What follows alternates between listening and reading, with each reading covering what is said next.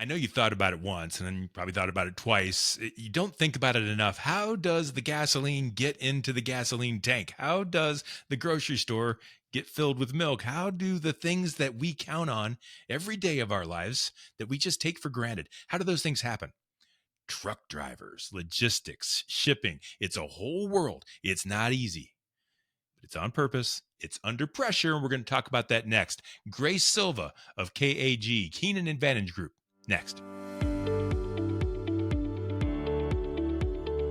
Well, the heat is on. Let's get cooking. This is Purpose Under Pressure. It's a podcast about people just like you and me, business folk, people like you and me trying to get things done. We swing our feet out of bed in the morning, put them on the floor, and go get it. And sometimes those storms rise up, try to knock us down. Do we let that happen or do we stand tall? And what do we do when those pressures rise? That's what this show is all about. If you're back, thank you very much. This is, I think, the final episode of season 7. So thank you to everyone for coming back. That's how this has stuck around for so long. I'm excited about that, and I'm looking forward to season 8, but more on that later. If you are back and you get a chance and you haven't done so, please follow us or subscribe or tell a friend and help us get the word out about this show. It's how we're going to make a difference, and that's why we do it. So Purpose Under Pressure is brought to you in 7 seasons and 8 and hopefully even 9 moving forward by my good friends at Sandler by the Ruby Group. They're serving sales professionals nationwide from their Akron and Columbus, Ohio locations. They're also in Jacksonville, Florida. They provide sales training, business growth, business optimization strategies. They are our partner for 7 seasons because they care about purpose. They understand pressure, and they work hard to make those two things kind of work together in your favor. It's an amazing job to say that you're a salesperson. It's even better to say you're doing it on purpose. And folks, that's what Sandler by the Ruby Group is all about. So if you are the owner or the operator, administrator, sales manager of a performing sales team, and you think you might need a little help, I urge you to just give them a call. You don't have to buy a thing. I'm saying to you now, I bet it'll be the best call you make all day. You'll learn some stuff. So check out Sandler by the Ruby Group online at therubygroup.sandler.com. Speaking of the Ruby Group, I met our guest today through the Ruby Group a few years ago. I think it's at least 3 and it could be 15. I don't know. Time all runs together, but I'm excited for you to meet today. Grace Silva, he's the Executive Vice President of Sales of KAG North America. That's Keenan Advantage Group, North America's largest liquid bulk carrier. You see their trucks all around. They are carrying important things for you and me. And I think, Gray, you have a little bit to say about that. So welcome to Purpose Under Pressure, my friend. Yeah, thanks, Brian. Well, thanks for having me. This is exciting, and appreciate the opportunity to talk about what's going on. I'm really glad you're here. You know, this show is all about people that are overcoming things, and everybody's overcoming a different level of things, but we're all overcoming something or struggling to overcome something. And I know that in the logistics world and the trucking world, you've ridden the highs and you've ridden the lows. And we're going to talk a little bit about that. Let's talk about the highs, though. I'm interested, Gray, in your success. I'm interested in the success of Keenan and KAG. Can you tell me a little bit about what's great right now for you guys and kind of what you do? Yeah, what is great right now for KAG and the organization is we are actively growing. We are an acquisition hot company. We are out acquiring really best in class companies across North America and bringing them into the fold of what KAG has built and what we continue to build. So we're really excited about the opportunities that we have so far. And how long have you been in that kind of a growth mode? Has that been always the goal of KAG, or is that something that's more recent? Yeah, it's been a goal of KAG for the last 10 years. We have different stages of our growth opportunities, but we have been really actively growing in the last 10 years. And tell folks what KAG is. Give me an idea of when I see the trucks, what's going on there? Yeah, so Keenan Advantage Group is North America's largest liquid bulk carrier. We most notably haul things that most normal people use: gasoline products for your car, orange juice and milk at the grocery stores, raw products that make your pet food for adorable pets at home, as well as we're in the merchant gas space. That's cryogenics into hospitals, as well as your general chemicals that make consumer products. You know, I want to know more about the business, but I have this question. When I'm on the road, when I'm driving down the highway and I'm passing trucks and that kind of thing, and there's some that are full of cows and there's some that are full of gasoline, and they're all different and doing their things, but they're all driving. What are the pressures that I, as a regular driver, ought to know that that truck driver is kind of dealing with? What are the pressures and the purpose that go in the life of a truck driver? Can you share that? Sure can. Yeah. So our truck drivers, our professional truck drivers, go through an extensive amount of training. They go through not only just federal government training, but on-road training with our extensive safety crew. But the real thing that you should know about the truck drivers in America and in around the country and on the highways is that truck is their office. So as you're speeding around and honking and blowing your horn and being disruptive, they're actually in their office trying to get a job done. Most normal humans, as we are, and we're in offices or at home offices getting our job done via emails and phone calls. They're getting their job done by moving goods across America and goods across this country for all of us to consume and use and be part of. Is there a certain level of pressure that is larger for them, for your guys, because they're carrying those maybe flammables and things of that sort? Or is it the same with any trucker that doesn't want to get in a wreck and wants to get there on time and on purpose? Yeah, the critical thing about transportation of liquid products is there's a sloshing mechanism that happens inside the trailer. So if you've Moving. ever had a Coke bottle in your hand and you've sloshed it back and forth, you can feel the pressures as the product hits each side of the walls of the compartment. So as you're driving down the road and they're slamming on brakes or having to move lanes because of construction or accidents or whatever, there's a sloshing feel that happens in the trailer. So there's an overcompensation mechanism that these drivers use in order to keep that equipment down the road safely and upright. And we're very proud of what they do, and very proud of our team of professional truck drivers. Yeah, you should be. You don't hear a lot of problems or accidents or anything of that sort in anything in the trucking industry. There are a bunch of professionals. My dad, God rest his soul, was a truck driver all of his life. He was so proud of his safety record. Like that was the most important thing to him for his entire career. And I know how important it is to truckers, and I know how important it is to you. So let's talk about this a little bit. It's up to you guys to make the world work. Like if I don't have gasoline, I'm in trouble. And That's so you correct. guys are getting things done. What are the pressures that come in with running a business that gets this done? What are the things that come along that you really have to overcome to make this go? Yeah, so our business is a just-in-time inventory business, and what that means is, most companies in not just the gasoline world, but orange juice and milk and other product lines, they don't keep large amounts of inventory in hand. So what that means is when we're working towards plants or working towards gas stations, we are timing our deliveries as just in time in order for the product that we have to fit inside the compartments of the tanks that are either in the ground or above the ground and allow the consumer or the plant to continue the production of everyday materials that we use throughout our general lives that we don't really think about when we go to pump gas. Where does it come from, or how does it get there, or how did the orange juice get on the shelf, or how does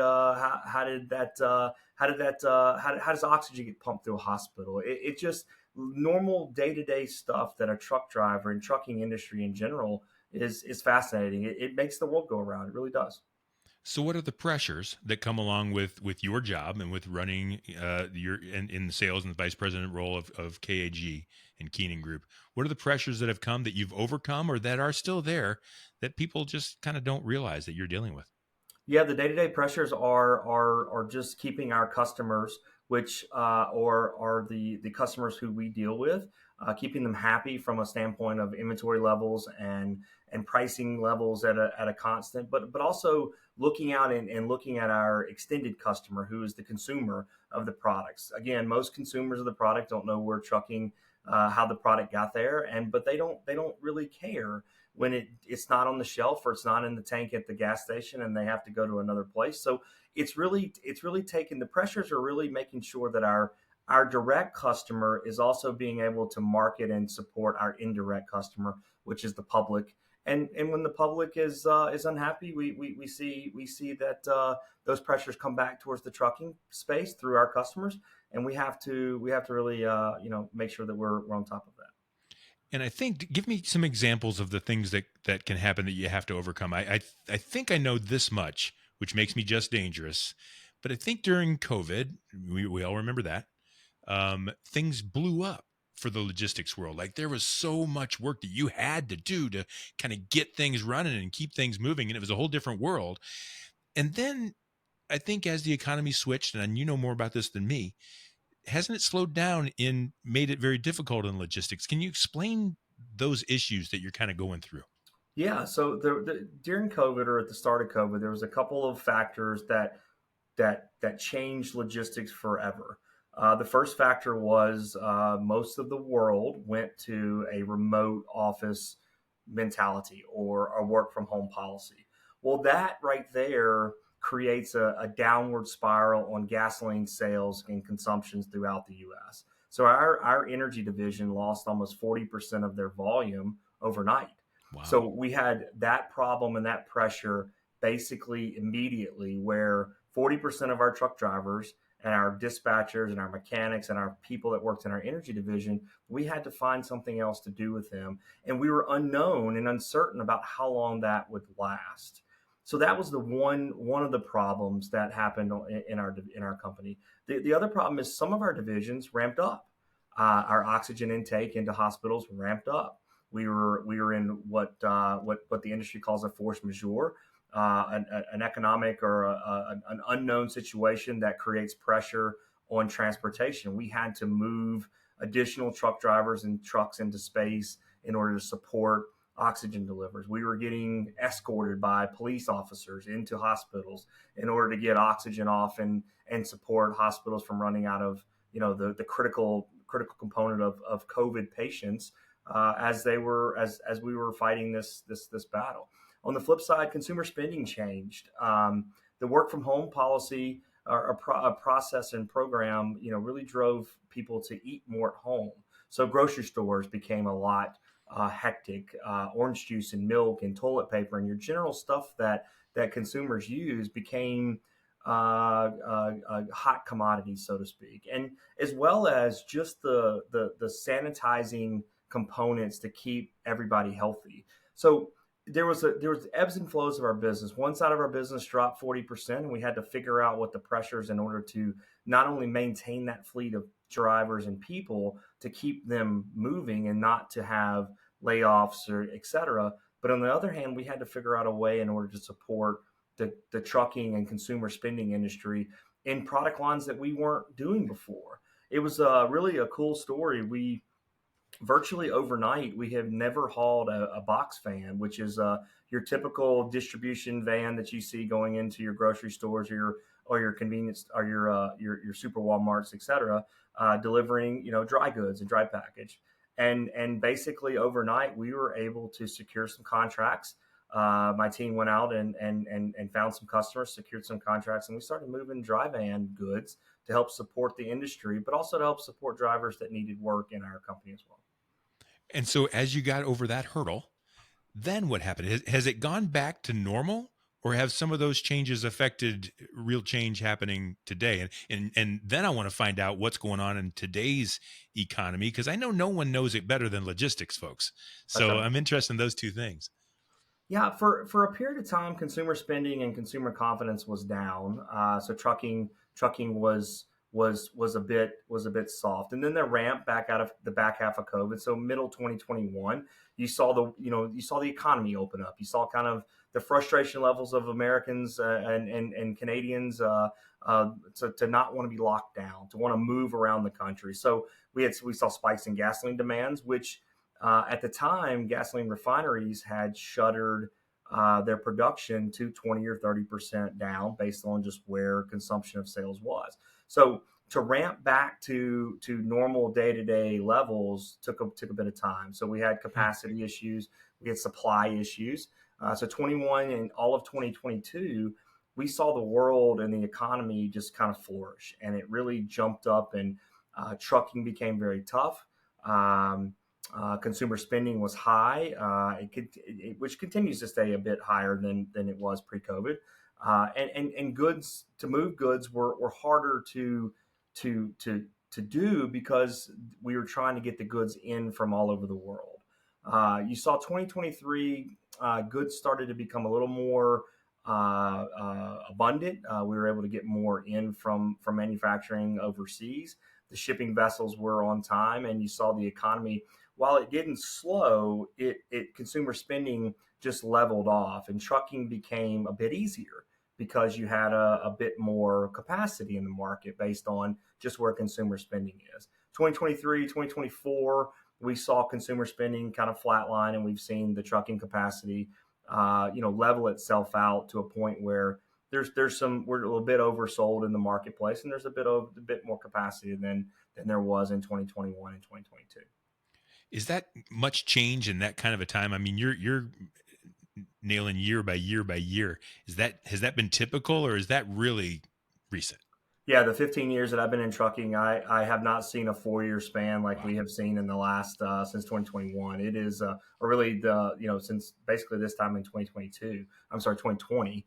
That span has changed drastically in 6 month spurts. Where the 2018 economy dip, we saw a little bit of a spurt, but we didn't see the longevity of it. It spiked back up in 2019, but this has been really a wild ride in the last 4 years. So I don't know you well, but I know you as a man of purpose, and so I'm interested. What is that wild ride when you know so many people are depending on you, but you can only do so much?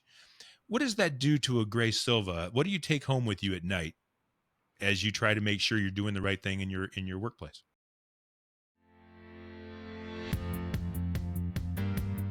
Everyone in the organization needs to know how to sell. Sales is the strength of any company. Whether or not you're in marketing, operations, or even finance, everyone has a strong shared accountability towards driving top-line revenue. Whether or not you're client-facing or talking over the phone, you're able to build a stronger level of rapport with the clients. Everyone in the organization shares that responsibility to know how to sell.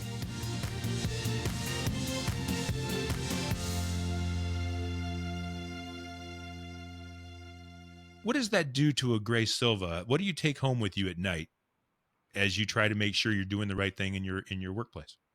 Yeah, Brian, it's a great question. During this whole process of 2020, we also built a commercial team that overlapped businesses and overlapped platforms.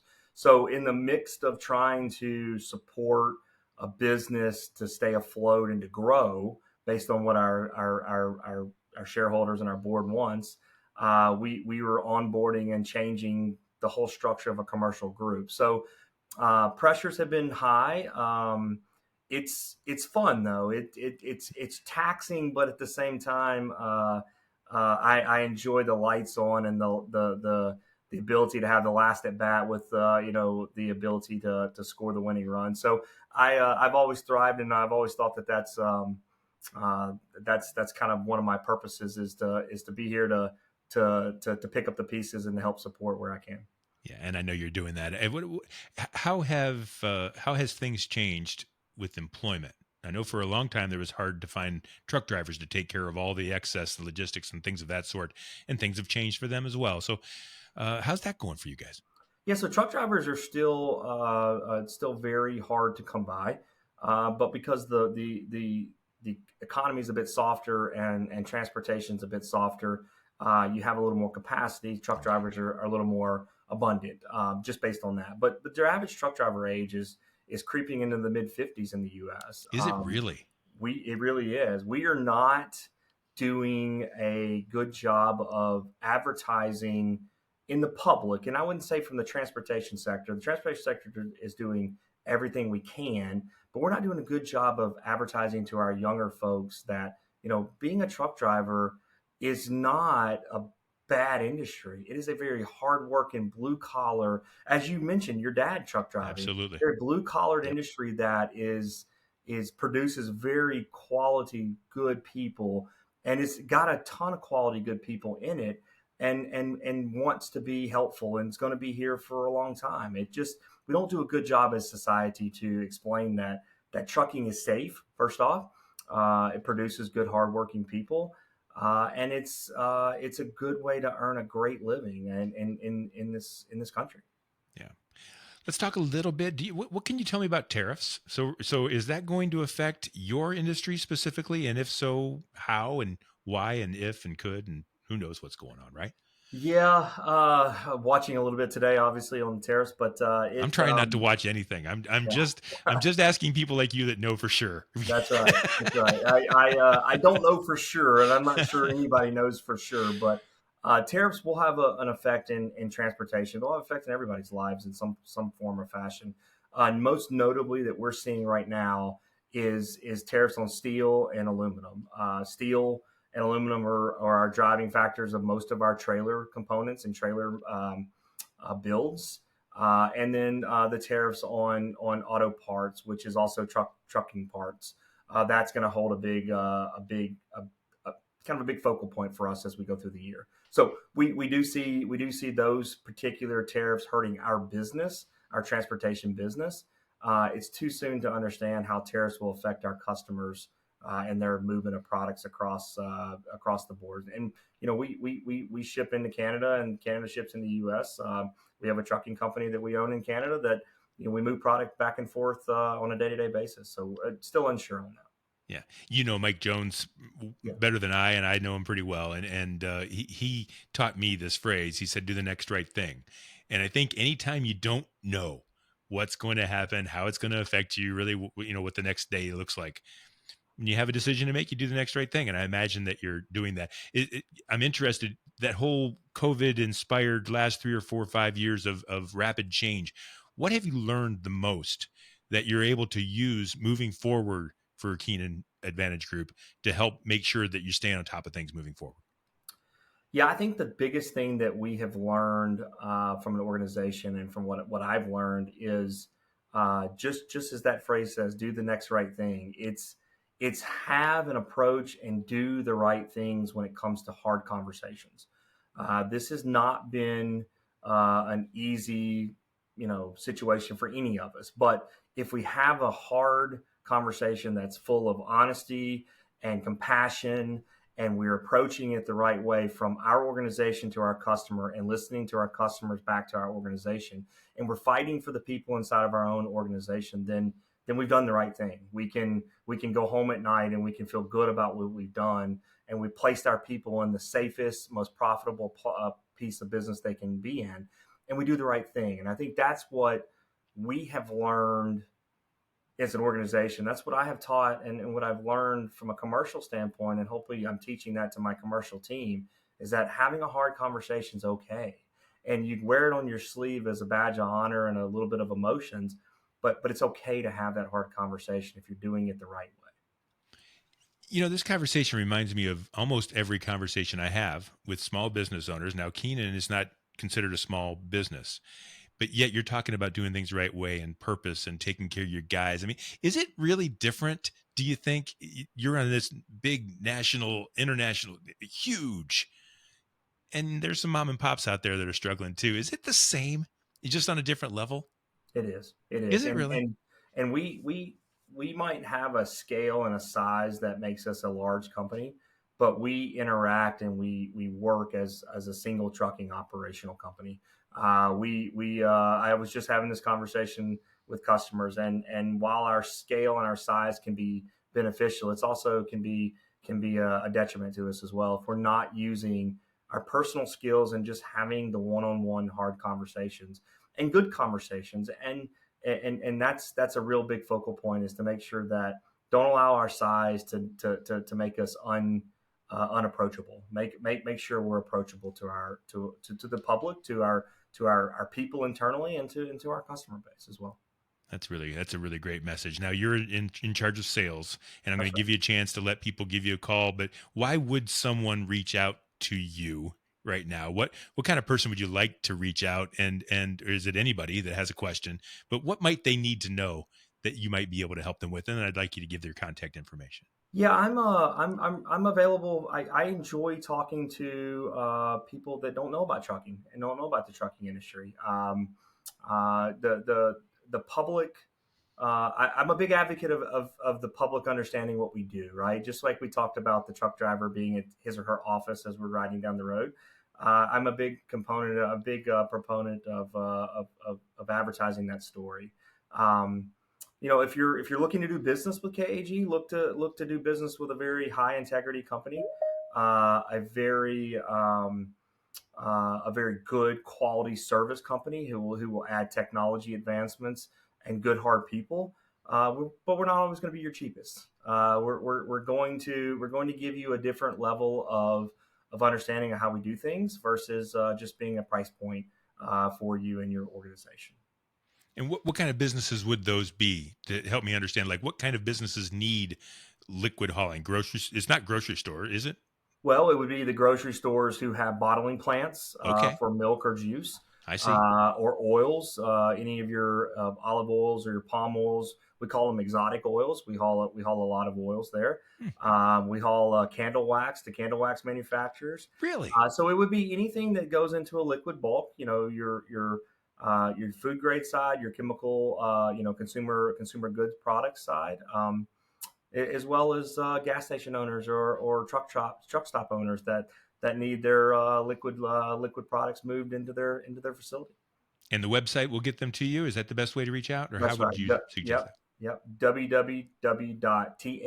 www.thekag.com. So thecag.com. Okay, great. What's the next challenge you're going to face as the senior vice president vice president of sales at Keenan Advantage Group? What do you see coming up that you're going to have to overcome?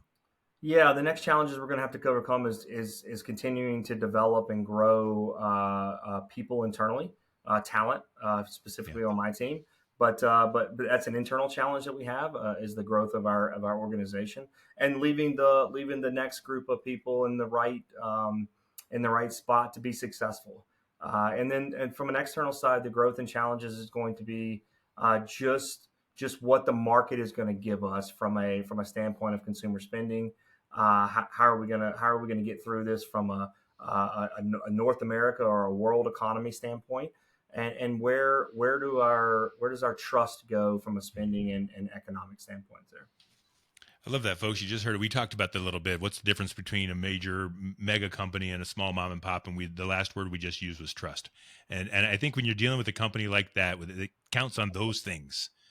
You can't go wrong, and I don't think you can go wrong with talking with Gray. So, Gray, thank you very much for sharing this with us. I really appreciate your time. Thanks, Brian. Appreciate your time as well. I mentioned in the show that my dad was a truck driver. He drove for UPS, so he was home every night, but he worked all day long hard. And he would come home smelling, and you'd have to, wait until he got out of the shower. And he would always talk about a hard day's work. And that trucker's life, that trucker's mentality is not just for truckers; it's for blue collar folks and office workers everywhere. But it's something to be proud of, and I'm glad we got a chance to talk about it today. I am too, Brian. Thank you for the time. That's Gray Silva. He's the vice president of sales with Keenan North America, Keenan Advantage Group North America, largest liquid bulk carrier in North America. And he mentioned it, and it's true. How many times are you stuck behind a truck filling up the gas tank? All you do is pour up into the gas. You put a gas in, you drive off, and you don't even think about some of these things. And the logistics world is happening under our noses 24 hours a day. And here's to them, because without them and all the things that they do literally underneath our vision, we don't see it happening. It just happens. And that's a pretty amazing thing. And I tell you, it's a lot of purpose under a lot of pressure. And that's the name of our show. And thank you to Gray Silva. He's our guest on Purpose Under Pressure, brought to you by Sandler by the Ruby Group. Sellers are under pressure to perform. Sandler helps you to succeed on purpose. You'll find all past episodes, all 7 seasons, thank you very much, of Purpose Under Pressure at brianmediastrategies.com/podcast and wherever you stream your favorite shows. We do this every week. We'll do this again next season, about 6 weeks from now. And we'll do so on purpose.